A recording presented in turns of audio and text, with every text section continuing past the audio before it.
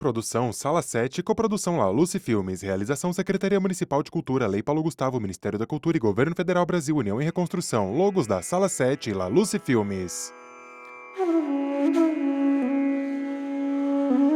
Dia de sol, vista aérea de uma floresta com um rio ao centro.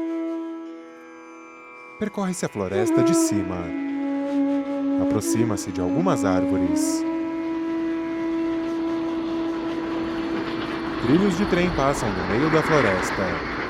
Em ambos os lados há árvores e mais árvores e o céu azul com nuvens.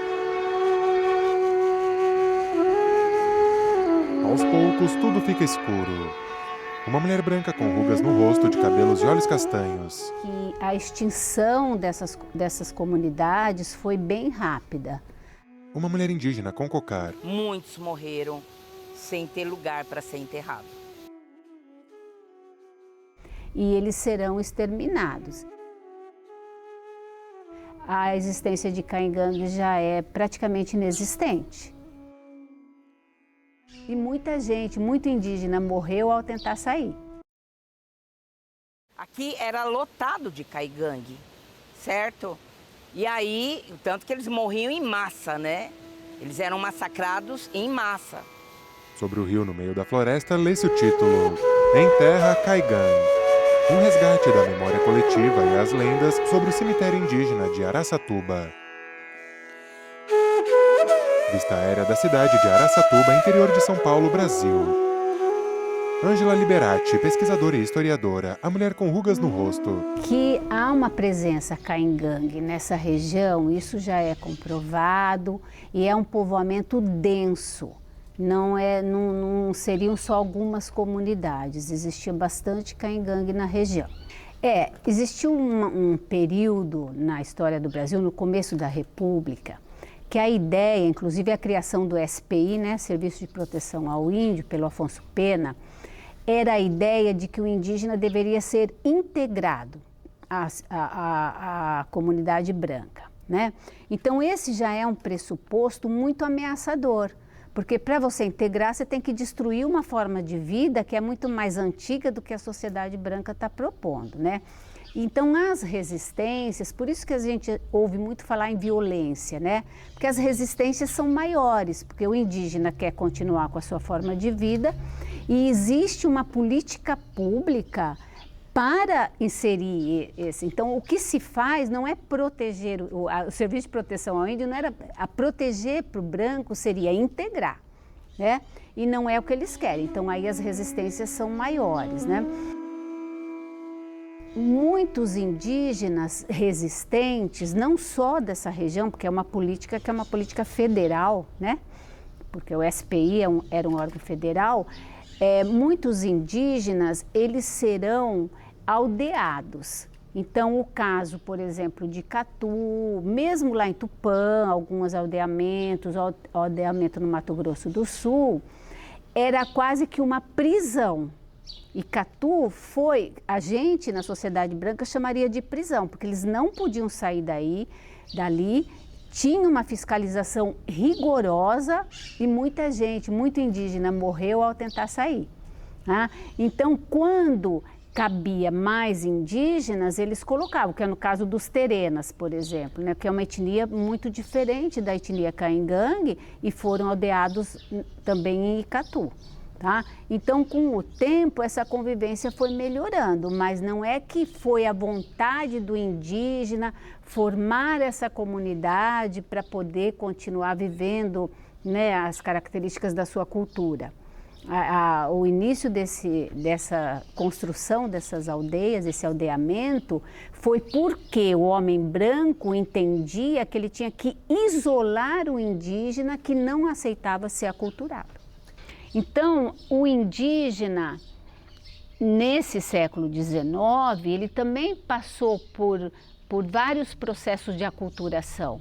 Então, por isso que ele vai adentrando o território, né? Onde tem o branco, ele se retira. E nem sempre esse processo foi muito pacífico, obviamente, né? Os processos, eles vão envolver violência. Algumas etnias indígenas eram extremamente guerreiras, tá? E outras não, outras eram pacíficas. Então você vai ter aí uma violência entre branco e indígena que vai continuar. O povo indígena caigangue, Nelson Pedon, doutor em geografia. segundo os estudos antropológicos, né, brasileiros, eles são povos originários Homem branco e robusto. de uma região mais próxima do litoral brasileiro, né, e que em diáspora vieram ocupando essa região que hoje é o oeste de São Paulo, basicamente ali no Espigão, na parte mais alta ali entre o Rio Feio, Rio Guapeí e o Vale do Tietê, né? Os povos indígenas que hoje nós chamamos de caigangue compreende um conjunto grande de povos indígenas do grupo Macro-G, né, de língua G, e você encontra essa etnia em outros estados também, né? No Paraná, Rio Grande do Sul, a gente tem povos indígenas caigangue. Os estudos indicam, né, inclusive estudos arqueológicos, que a população, essa população chegou ou vive na nossa região a partir ali de meados do século XVII, né, talvez do século XVIII. Né? Então, quando o Serviço de Proteção ao Índio ele é criado em 1910 e ele vem para a nossa região nesse processo que eles chamam de apaziguamento, né, que era uma tentativa, na verdade, de mediar os conflitos, né, com esses recém-moradores, essa população já era uma população que já tinha contato, né, com moradores que já viviam no interior de São Paulo já há bastante tempo, né?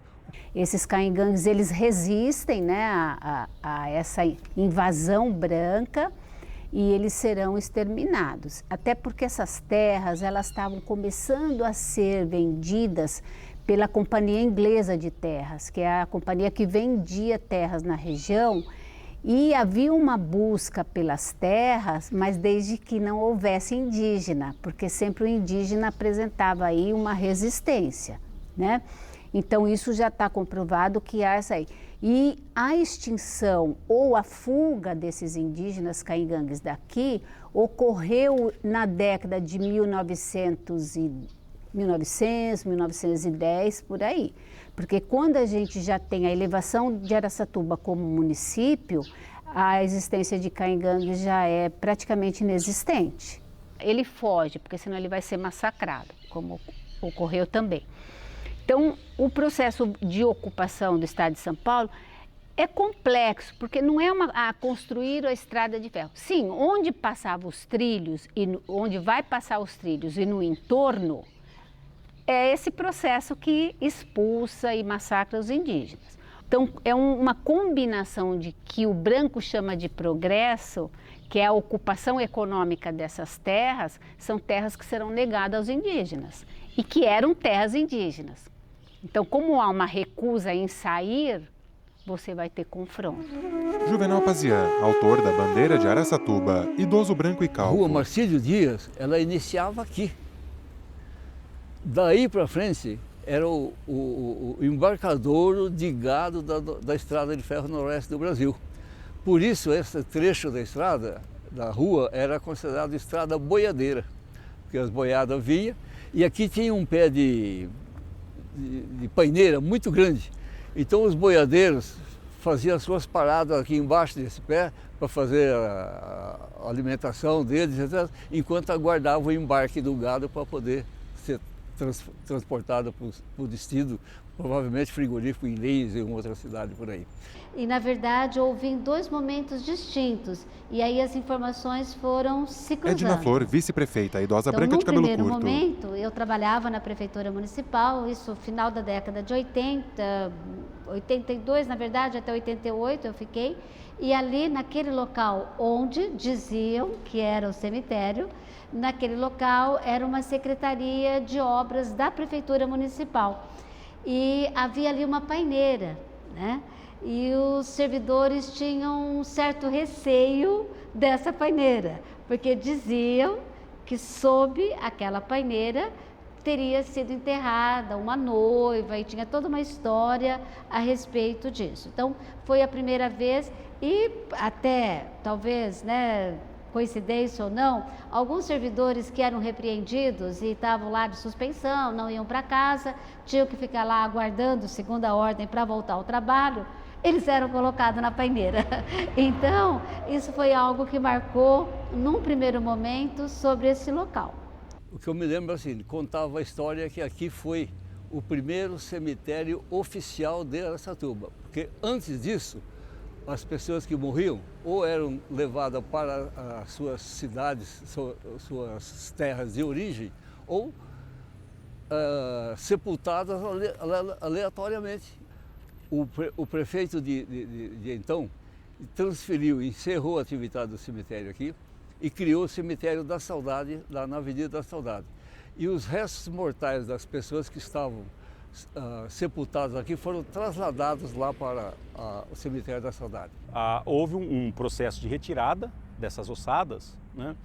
E elas foram colocadas de forma coletiva num local lá na Saudade, né? Mas muita gente não conseguiu tirar a ossada dos seus parentes e principalmente as pessoas mais pobres não tinham condição de fazer isso. Muitos nem ficaram sabendo, porque são pessoas que já tinham mudado de cidade, né? E então a permanência de ossos, ela existe. E à medida que essa região foi sendo ocupada, foi se havendo as construções, o fundamento dos prédios, iam revolvendo a terra e essa ossada e muitos ossos apareciam.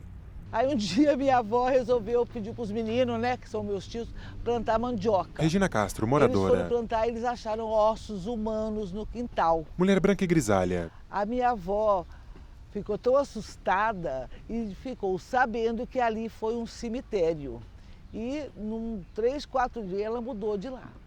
Bom, que a minha avó me contava, isso foi em 1960, 50, mas ela morou lá na década de 40. Então, na década de 40 já existia essa casa, você entendeu? Que na época que foi encontrado esses ossos humanos, né? E as pessoas que poderiam até ajudar, já todas faleceram. E à medida que essa região foi sendo ocupada, foi se havendo as construções, o fundamento dos prédios, iam revolvendo a terra e essa ossada e muitos ossos apareciam, né?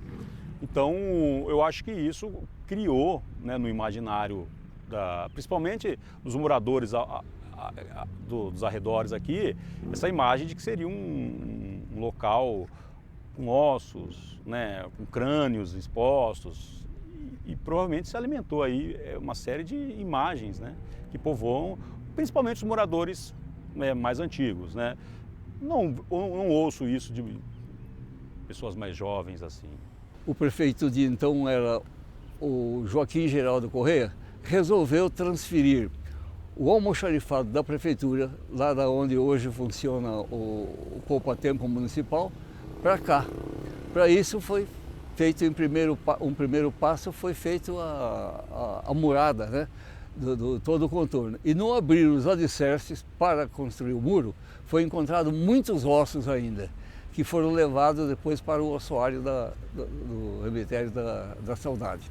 Talvez algumas ossadas tenham aparecido em algum momento de chuva ou de coisa, né?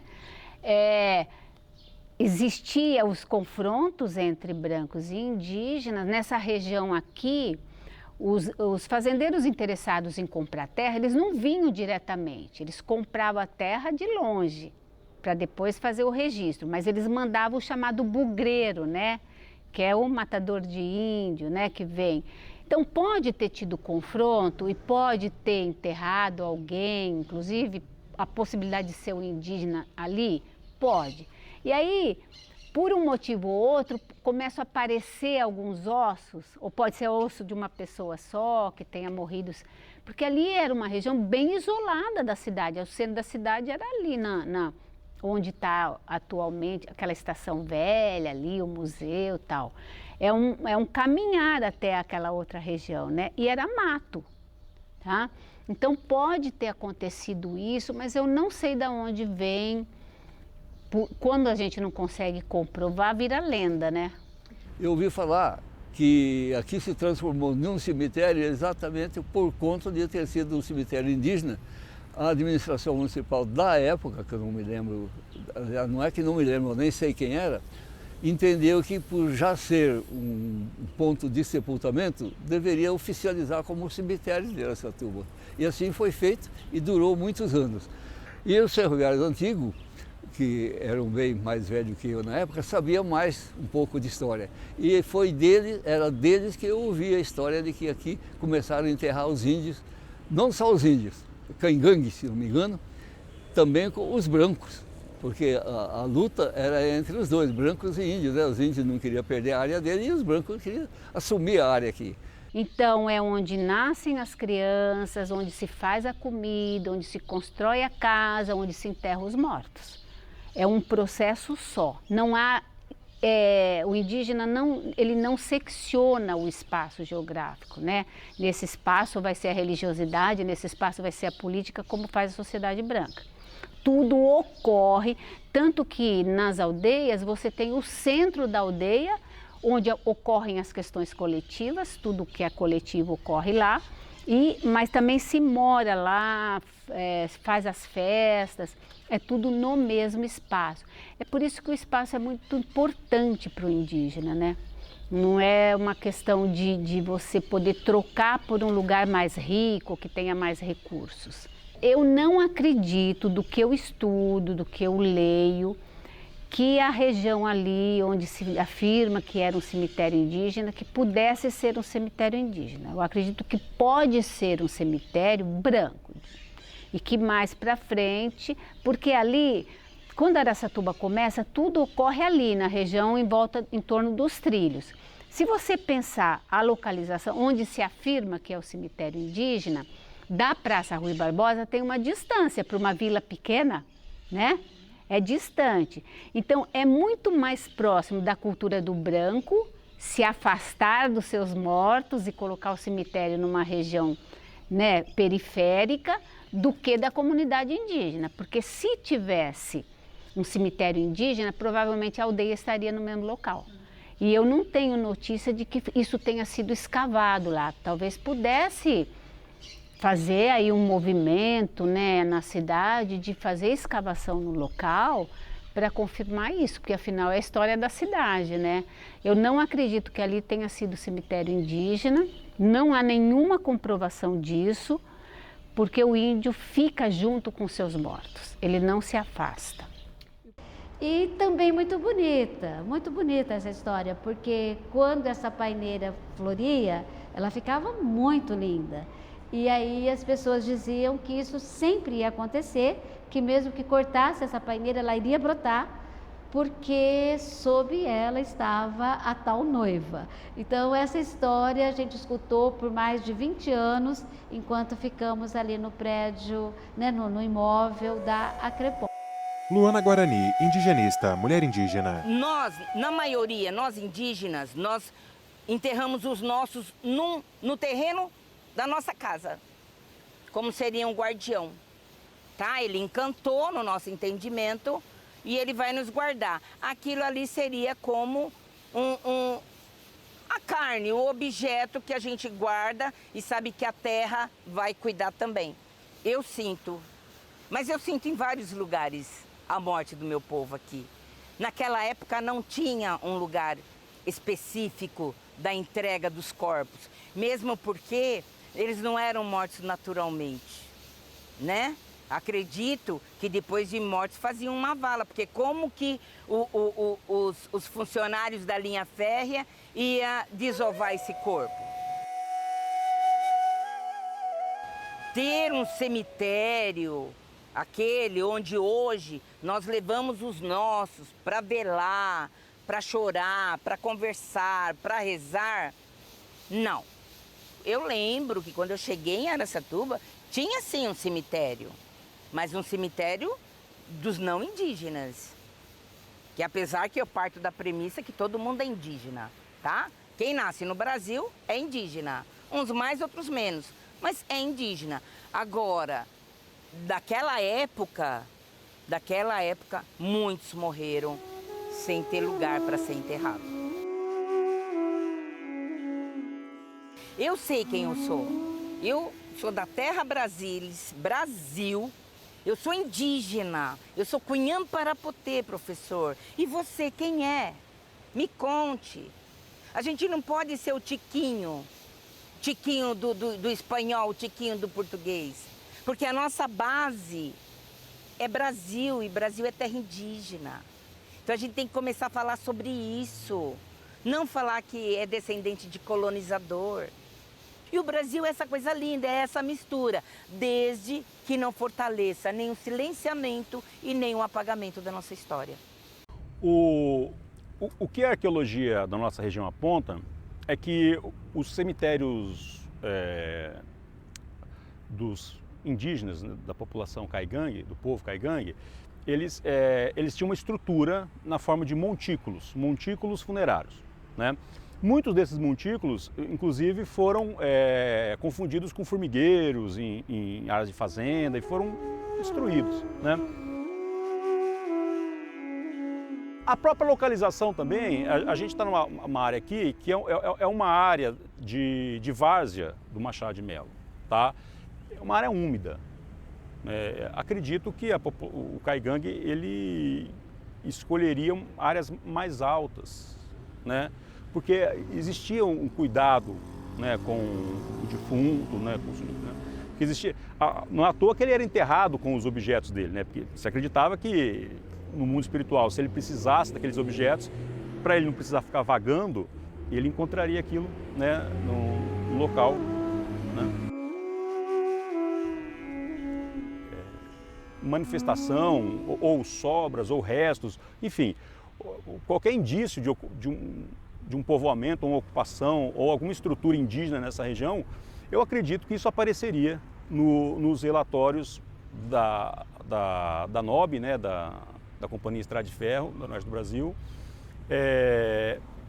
Por que eu digo isso? Porque em outras regiões, em outros locais aqui da nossa região, isso aparece. O cemitério indígena de Promissão, ele é conhecido na literatura. E aí eu me deparei com uma lei, é uma lei de 1948, né, de novembro de 48, de 13 de novembro de 48, então, né, já de 13 de novembro, inclusive, e que autoriza o arrendamento de terras do cemitério velho. E aí faz a confrontação da área, né? Então fala que é na confluência, né, no entroncamento das ruas José de Alencar, Gonçalves Ledo e Marcelo Dias.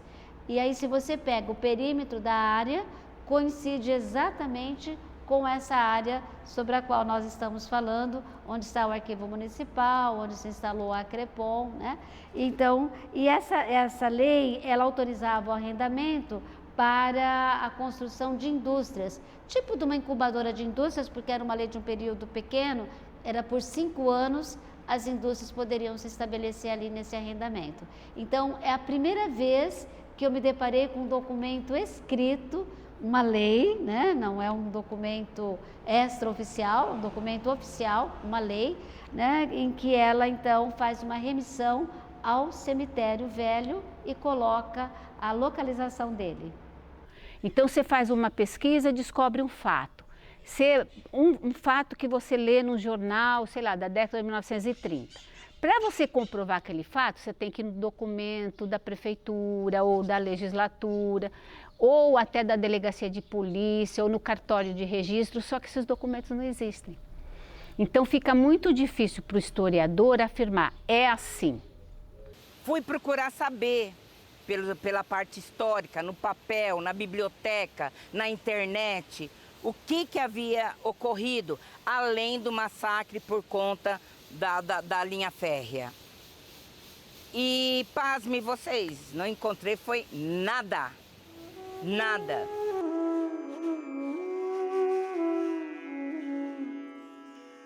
Mas o problema é que o século XIX é o século cafeeiro, tá? E já começa a entrar no Brasil os imigrantes europeus, né? No final do século tem um processo que é de eugenia. O governo brasileiro tinha muita preocupação com a quantidade de negros e mulatos que existiam aqui, né? E pardos. e entendia que poderia haver aí uma revolução. A gente sabe que o século XIX é o século do surgimento do socialismo e de todas as resistências, e eles tinham essa preocupação. Então, qual era o projeto do governo? Fazer o embranquecimento da sociedade. Então, aí não entra indígena, não entra africano, não entra asiático, né? Só branco. Tanto que os subsídios que se dava para a imigração é uma imigração branca, existia legislação. Nós queremos os brancos europeus, não? Então, de novo, há um processo. Então, são vários processos que ou você vai aculturando o indígena ou você vai afastando o indígena das suas terras. Porém, tem um problema. Por que esse processo é uma violência contra o indígena? Porque o indígena se recusa a sair da sua terra, ele não quer outra terra. Por exemplo, a construção do Xingu enquanto terra de reserva indígena foi um problema, porque os indígenas que já moravam lá, eles estão perfeitamente adaptados. Mas os que não moravam, eles se recusam a sair da sua terra para ir morar numa reserva indígena, né? É diferente do processo de Icatu, que já é um processo um pouco posterior a isso que eu estou falando, né? Por que o indígena não sai da sua terra? Porque o indígena tem uma visão de mundo que ele é parte integrante da natureza. Igual os gregos antigos, o cosmos é constituído pela natureza e por todos os animais, inclusive o ser humano. Então ele pertence à terra, a terra lhe pertence. E quando alguém morre, aí esses indivíduos permanecem, que é o que cria a ancestralidade indígena, que é importantíssimo para todas as culturas indígenas, para todos os povos originários, mesmo não sendo o indígena, assim. Você vai na Nova Zelândia, nos aborígenes, tem essa ligação. Por quê? Porque você volta para a natureza e você está ali para proteger os que ficam, os que estão vivendo e futuramente os que vêm. Eu penso que talvez até pela cultura indígena, que eu penso que nessa questão de enterrar os seus parentes, seus entes queridos, eles têm toda uma outra cultura. Então, eu imagino que seja um cemitério dos primeiros moradores. Pode ser sim, cruzamento, pessoas de raças que se entrelaçaram com os indígenas, isso é possível. Mas eu penso que não era propriamente um cemitério indígena, até porque penso que, respeitando a cultura, eles ficariam mais próximos às suas próprias terras, em rituais próprios da cultura indígena. Resgatar a história dos povos é sempre algo muito importante. Nós temos, no nosso país, muitas histórias, das diferentes etnias que para cá vieram, que nós só soubemos justamente por relatos verbais, por histórias que foram cantadas e contadas, por cantigas, Então, isso é muito importante. Se ali, na área que nós estamos falando, nessa área hoje, área considerada nobre da cidade, Marcílio Dias, com a Avenida Mário Covas, Avenida Rangel Pestana ali, já ali pertinho da Valdemar Alves, se hoje a gente resgata essa história, se foi ou não um cemitério, eu penso que a importância é que para as gerações vindouras, elas saibam que houve um passado e que esse passado tem uma história e que essa história tem que ser respeitada. Então, eu acho que a importância é a gente trabalhar a memória para a gente construir essa história, porque senão a gente se perde no mundo, a gente se perde no ar. É isso. Aos poucos, tudo escurece. Membros da equipe técnica do documentário cumprimentam Nelson com um aperto de mãos. Eles são vistos cada vez mais do alto em um chão de terra com alguns veículos estacionados. Ao redor estão casas, prédios e estabelecimentos comerciais de Araçatuba.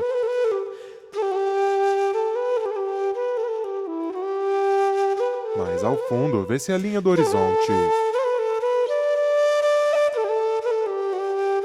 Seguem os créditos finais. Roteiro de audiodescrição Vanessa Delfino. Consultoria especializada Lucas Borba. Locução e edição Giancarlo Marchesini. Conteúdo de acessibilidade Vem Vento Produções.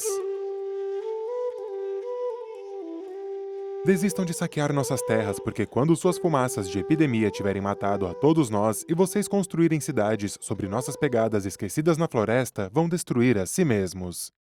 Davi Kopenawa e Bruce Albert. Surge o título novamente. Logos da Sala 7 e da La Luce Filmes.